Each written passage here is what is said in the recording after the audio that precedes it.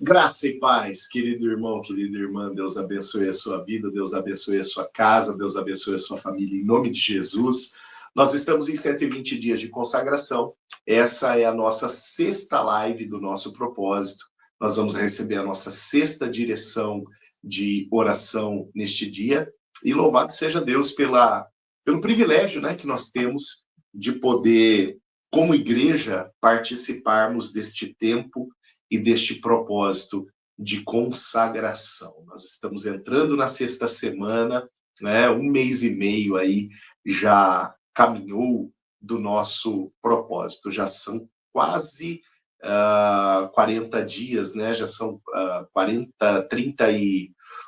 38 dias, né, de propósito, 38, 39 dias de propósito, estamos caminhando, né? Louvado seja Deus por essa oportunidade que Deus nos dá, né? E louvado seja Deus pela tua vida, querido, querida, que tem estabelecido esse tempo, né, como um tempo prioritário na tua caminhada, na tua jornada, né? Aqueles irmãos, aquelas irmãs que estão participando do propósito pela primeira vez, saibam que vocês estão participando de um propósito que é transformador, né? E os irmãos, as irmãs aí que já participam há tempos, né, há anos, do propósito de 120 dias de consagração, podem testemunhar isso, como este tempo é um tempo para crescimento de todos nós em todos os níveis, né?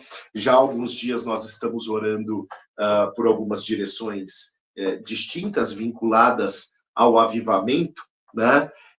E de uma maneira específica, 3 semanas atrás, nós começamos a orar por avivamento, avivamento dos dons, avivamento dos ministérios.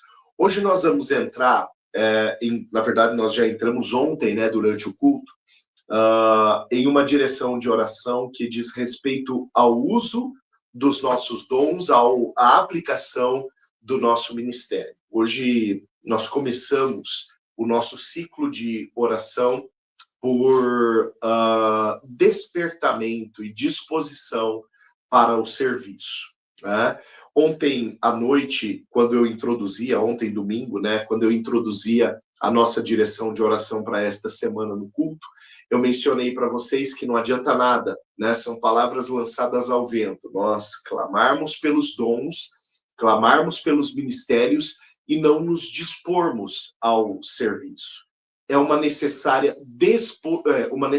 disposição que precisa inundar o nosso coração neste tempo, né? Muito mais do que a vontade de trabalhar, muito mais do que a vontade de fazer alguma coisa, mas a disposição em colocar em prática aquilo que o Senhor tem derramado na nossa vida como dom e aquilo que Ele tem confirmado como chamado para ser exercido em um ministério, né? Então é um perfeito alinhamento de todos estes itens, tá? O avivamento naquilo que tange ao serviço, o avivamento ele conta com este perfeito alinhamento, tanto no que diz respeito ao dom que eu recebi, como no que diz respeito ao ministério que eu vou exercer e a minha disposição em exercer o ministério para o qual o Senhor me chamou para funcionar. Se todas estas coisas não estiverem desalinhadas, não estiverem alinhadas, melhor dizendo, né, se todos estes itens não estiverem alinhados, a gente tem um problema na hora de servir ao Senhor. E nós não queremos servir ao Senhor de uma maneira débil, nós não queremos servir ao Senhor de uma maneira comprometida, no sentido de deteriorada, né? Mas queremos servir ao Senhor, sim, de uma maneira plena e com um legítimo comprometimento. Aí sim, nós estarmos comprometidos com esta obra, tá bom?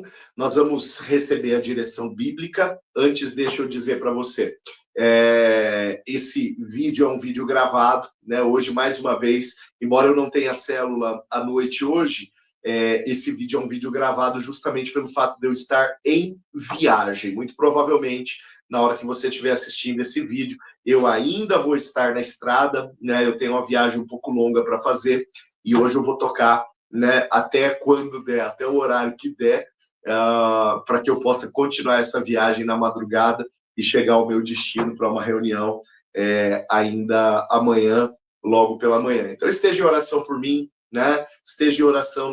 Nesse horário que eu estou gravando aqui a live, nós ainda não decidimos se vai ser possível a minha família ir junto comigo, né? Então, pode ser que Flávia e as crianças estejam comigo, pode ser que eu esteja viajando sozinho, tá? Então, agora, ainda no momento que eu estou gravando a live, nós ainda não conseguimos decidir isso por conta de outros tantos compromissos aí, tanto no que diz respeito à igreja, quanto no que diz respeito também à escola das crianças, né? No entanto, lembre-se de orar por nós em nome de Jesus, amém? Então, por isso, esse vídeo de hoje, mais uma vez, é um vídeo gravado. No entanto, quando for possível, né, e quando for pertinente, a gente vai ter esse momento ao vivo.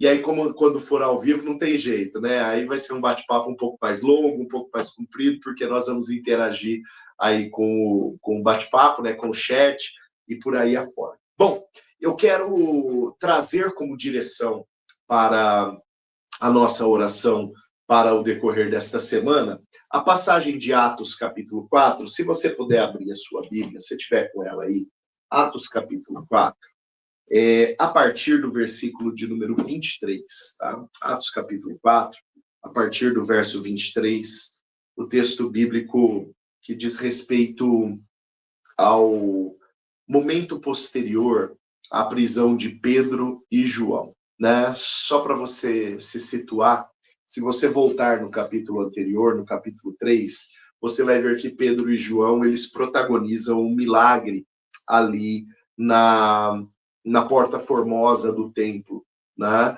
Em Jerusalém. Aquele coxo que estava pedindo esmolas ali na porta de entrada do templo, Pedro e João passando por lá, subindo para a oração da hora nona, ou seja, às 3 horas da tarde. Esse sujeito, ele pede esmola para Pedro e para João, e Pedro e João dizem, olha para nós não temos nem prata e nem ouro, mas daquilo que nós temos, nós te damos em nome de Jesus Cristo. O Nazareno levanta e anda. Aquele cara levanta, anda, sai, feliz da vida, né? Pulando, saltitando, correndo, gritando para dentro do templo. Né, o melhor presente que ele poderia ganhar, ele ganhou naquele dia.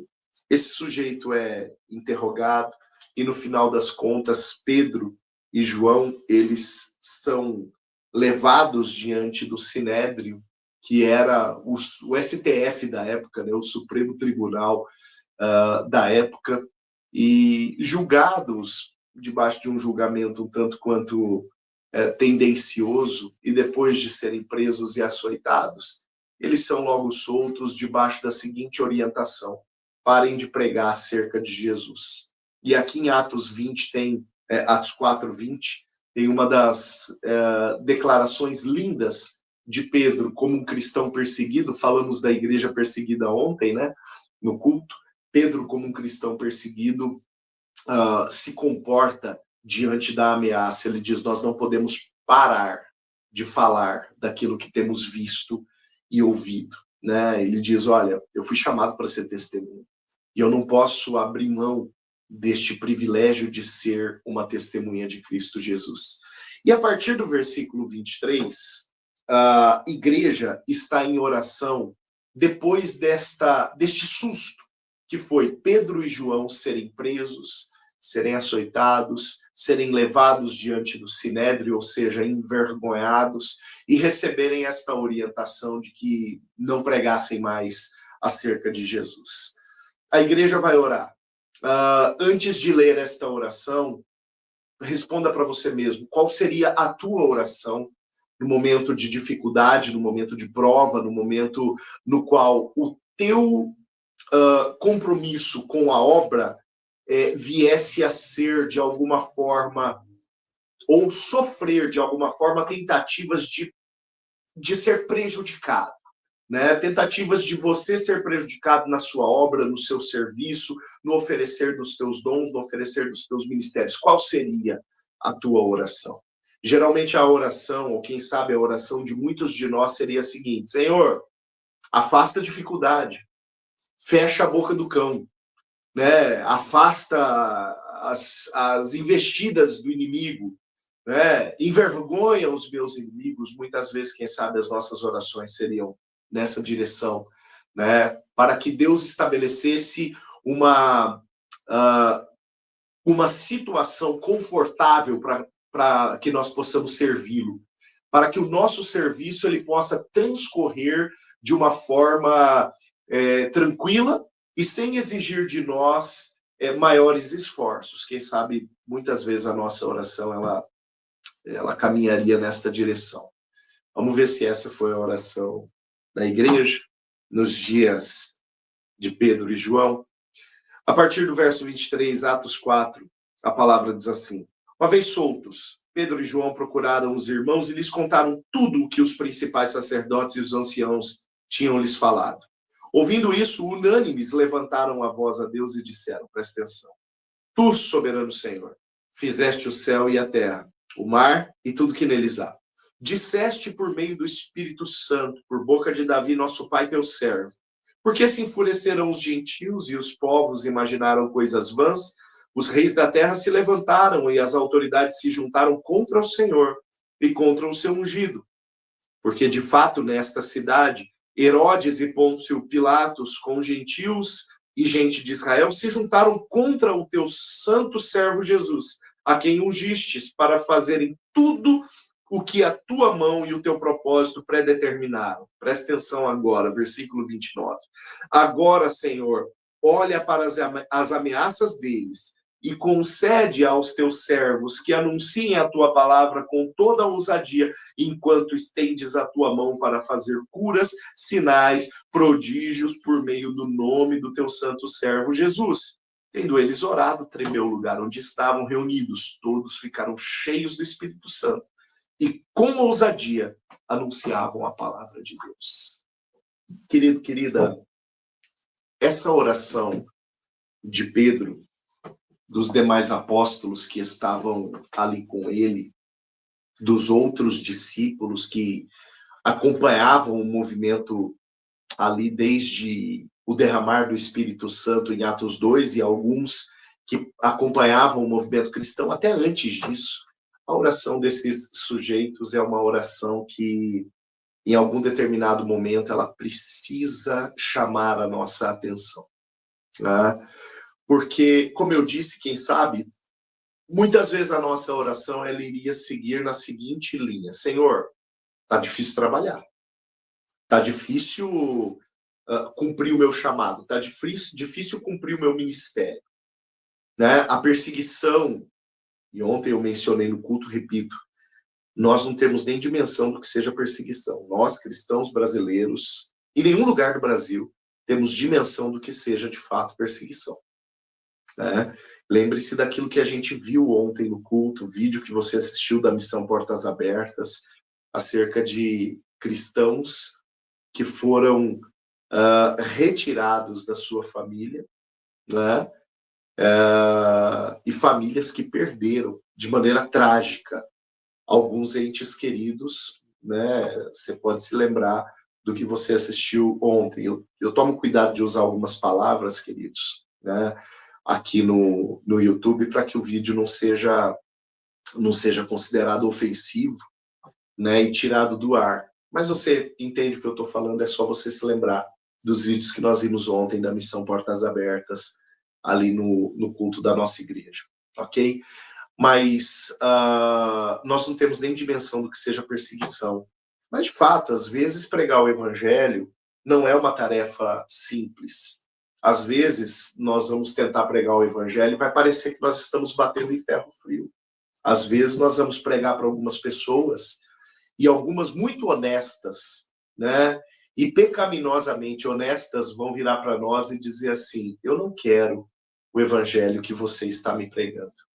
Eu não aceito o Jesus que você está me convidando para aceitar. Eu não sei você, mas eu já tive respostas negativas desse nível, de pessoas dizerem: não, muito obrigado, a sua proposta é muito legal, mas leva ela para outro porque a mim não interessa. Eu já tive respostas deste nível enquanto pregava o evangelho para algumas pessoas, né?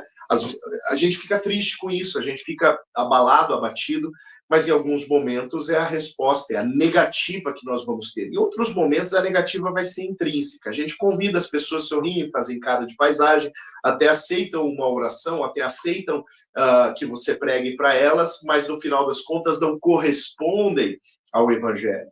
E o Evangelho, como nós vimos ontem, mais uma vez na pregação, quando eu falei de uma geração de Eli, de uma geração de Samuel, a geração de Eli representa um povo que conhecia a palavra, mas não a levava a sério. A geração de Samuel representa um povo que conhecia a palavra e levava essa palavra a sério e não deixava que nenhuma das palavras do Senhor caísse ao chão, ok? Então só se lembre desses detalhes. Em alguns momentos, pessoas vão deixar todas as palavras do Senhor caírem ao chão, né? Mas ainda assim, insisto, nós não conhecemos o que é uma legítima perseguição, nós não sabemos o que é isso, nós não vivemos isso. A nós aplica-se aquilo que, se não me engano, o autor da carta aos Hebreus, em um determinado momento, escreveu, quando ele diz assim: vocês ainda não precisaram resistir até o sangue, né? Vocês não precisaram levar o seu cristianismo e a sua fé até a mais extrema consequência. Nós não precisamos disso ainda, né? No entanto, muitas vezes, para o serviço, nós somos campeões em conseguir colocar entraves para que a obra confiada a nós seja executada. Isso é vergonhoso. Isso é vergonhoso. Ao olhar para os nossos irmãos, igreja perseguida, ao olhar para os apóstolos aqui, Pedro e João, nesta ocasião, que acabaram de ser açoitados, acabaram de ser presos, acabaram de ser levados a um julgamento tendencioso, acabaram de receber uma ordem para não pregar mais acerca do nome de Jesus e acabaram de negar esta ordem diante dos seus inquisitores, diante dos seus verdugos, dizendo: não, nós vamos continuar pregando, custe isso o que custar. E, de fato, homens que pregaram até o final da sua vida e que entregaram a sua vida por causa da obra do Evangelho. Estes sujeitos entenderam o que é compromisso com o serviço. Estes entenderam o que é compromisso com o serviço. Querido, querida, no decorrer dessa semana, nesta dimensão que nós vamos orar, para que Deus desperte em nós o entendimento de que o serviço que Ele tem confiado a nós não é um enfardo, não é um fardo, melhor dizendo, não é um encargo pesado, mas um privilégio. Dia desses eu li ali para a nossa liderança da igreja local, e se você é líder, você vai se lembrar, isso foi antes de começar a vigília do mês passado, nós nos reunimos, né, para um tempo de mesa da liderança da igreja, né, um tempo de jantarmos juntos, comermos juntos e compartilharmos um pouco acerca de uma visão ministerial para a nossa igreja. E ali eu compartilhava com os nossos queridos o texto de Hebreus, capítulo 4, versículo 15, se não me engano, quando a palavra fala assim, que ao sumo sacerdote ou ao sacerdote é conferido o privilégio de servir no tabernáculo, de servir no templo. E eu dizia para a liderança da nossa igreja, e hoje eu transmito isso a todos vocês, o sacerdócio, e aqui eu quero pensar no sacerdócio universal de todos os crentes, aquele que é reafirmado em 1 Pedro capítulo 2, versículo 9, quando a palavra diz: vós sois raça eleita, sacerdócio real, nação santa e povo de propriedade exclusiva de Deus. Ok, somos, todos nós, sacerdócio real do Senhor. Há um ministério e há uma confiança e uma unção sacerdotal sobre a igreja. Pois bem, o sacerdócio, segundo o autor da carta aos Hebreus, no capítulo 4, é uma honra. Não é, mais uma vez, um encargo, não é um fardo, não é um peso. O fato de nós sermos chamados pelo Senhor e revestidos para uma obra é uma honra. O fato de Deus ter conferido a nós o seu Espírito é uma honra. O fato de o Espírito que pairou sobre a vida de Isaías de forma transitória, sobre a vida de Jeremias de forma transitória, sobre a vida de Moisés de forma transitória, sobre a vida dos profetas, dos demais profetas do Antigo Testamento, sobre a vida de Elias, sobre a vida de Eliseu. O fato do mesmo Espírito que moveu esses sujeitos, o Espírito que estava sobre Davi, este Espírito, o Espírito que estava sobre Jesus, repousar na minha vida, na sua vida, querido, querida, isto é um privilégio. Nós somos privilegiados por sermos inundados pelo Espírito de Deus, que moveu Jesus ao deserto, que moveu Jesus enquanto ele andava na Galileia, que moveu Jesus enquanto ele andava na Judéia, que moveu Jesus enquanto ele curava enfermos, enquanto ele expulsava demônios, até mesmo enquanto ele ressuscitava mortos. Nós somos privilegiados por termos o Espírito que foi liberado pelo Senhor para acionar a igreja. O Espírito que era sobre Pedro, quando Pedro prega e 3.000 se convertem.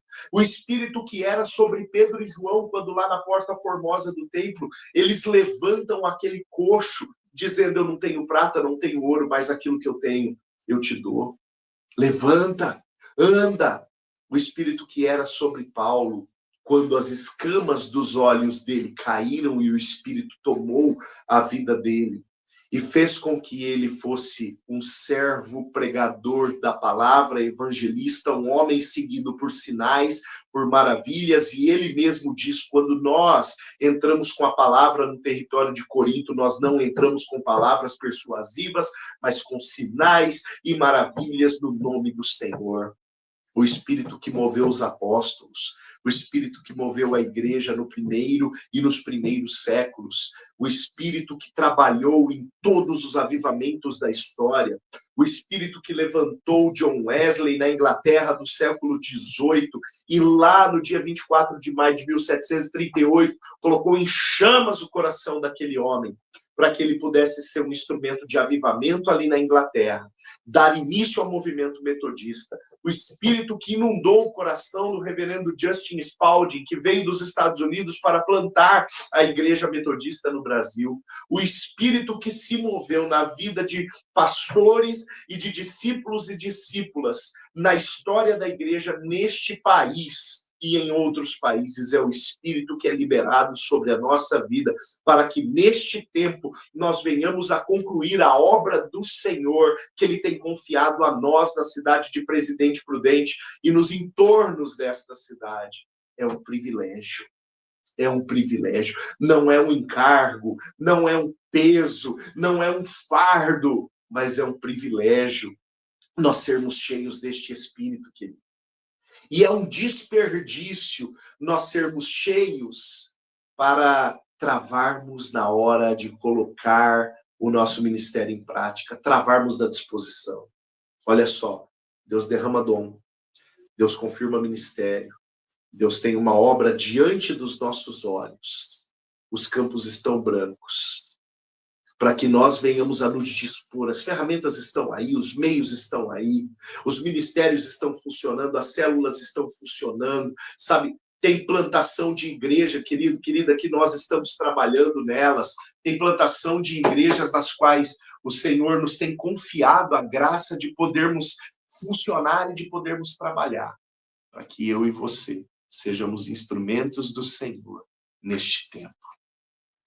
É um privilégio sermos instrumentos do Senhor e sermos cheios do Espírito dele nestes dias.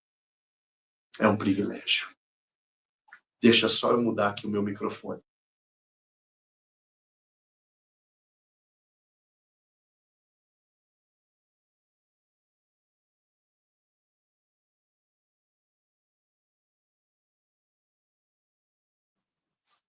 Amém. Amém. Deu até uma... Deixa eu tirar isso aqui daqui. Deu até uma... Esqueci o nome desse negócio. Microfonia. Amém, querido. Eu estou dizendo para você que é um privilégio nós sermos... Amém. Agora vai. É um privilégio nós sermos chamados, escolhidos e levantados pelo Senhor como ministros.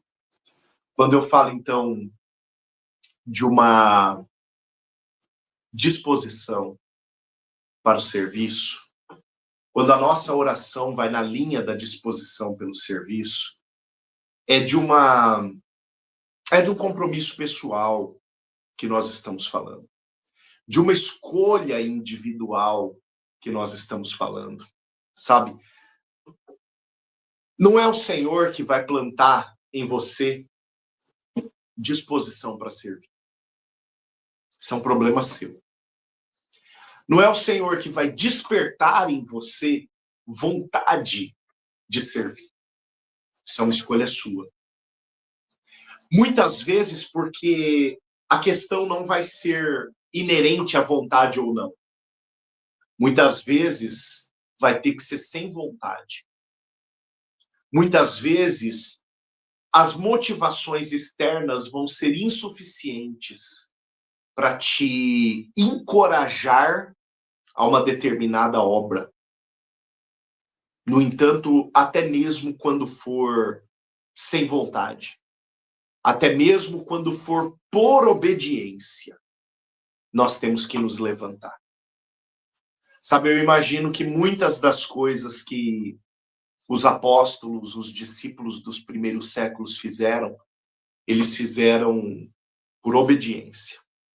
Como, por exemplo, quando Paulo, lá no território de Malta, aliás, não no território de Malta, quando Paulo ele recebe a orientação na sua terceira viagem missionária, de que se ele voltasse para Jerusalém, ele seria preso. E alguns dos discípulos que estavam com ele dizendo, não volte. Ele diz assim, a palavra não é para que eu não volte. A palavra diz para mim qual vai ser a consequência quando eu voltar.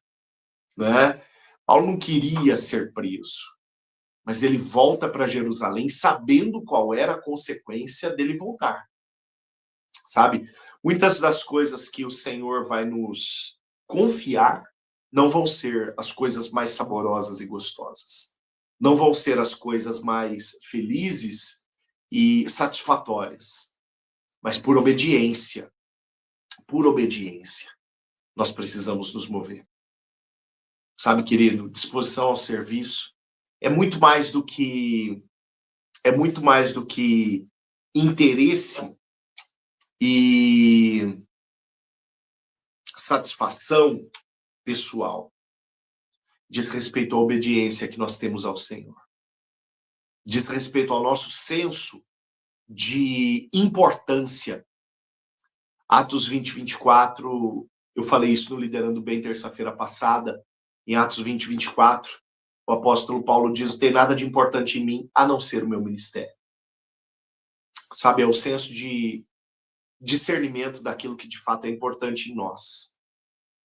E se de fato o que dá importância a cada um de nós é o ministério que nós desenvolvemos, eu entendo que quando nós não temos predisposição em servir, de alguma forma nós estamos enterrando a verdadeira importância que nós temos para a obra do Senhor.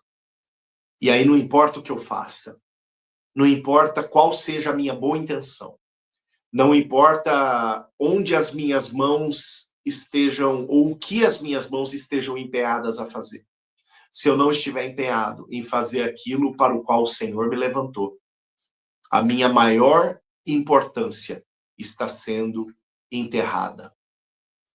Pensa nisso, guarda isso no teu coração.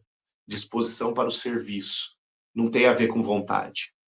Disposição para o serviço tem a ver com obediência.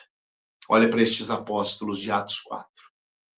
Olha para esta oração desta turma, que no meio da dificuldade, no meio da ameaça, diz assim, Senhor, a ameaça está aí, mas concede a nós coragem.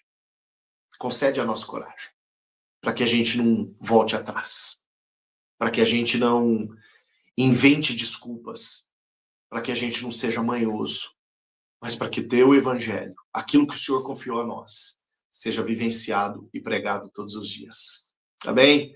Vamos orar? Meu Deus, em nome de Jesus, eu te louvo pela vida do teu filho, pela vida da tua filha, do meu irmão, minha irmã que tem acompanhado, Senhor, este propósito de 120 dias de consagração.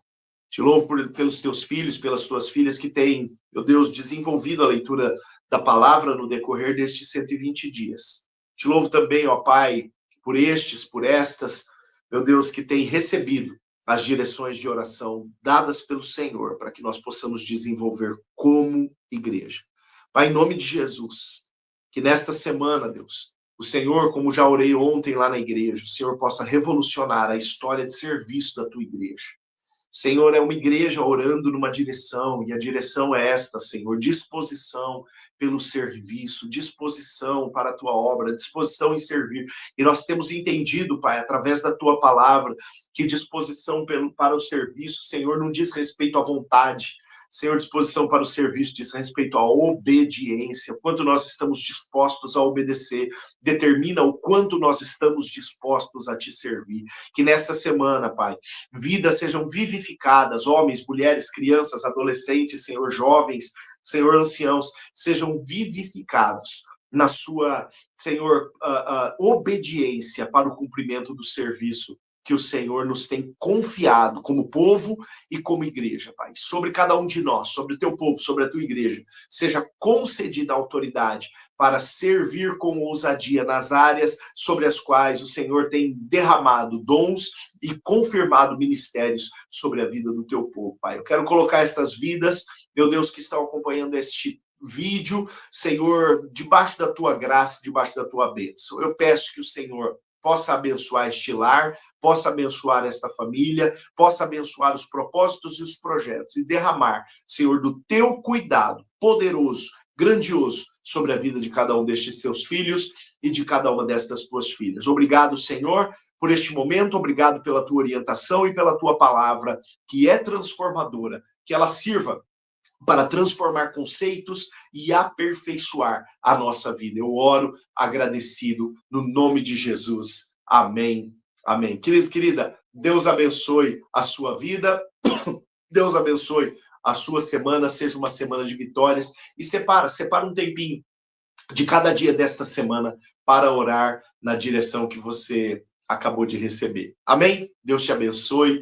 Um forte abraço e uma ótima semana em nome de Jesus.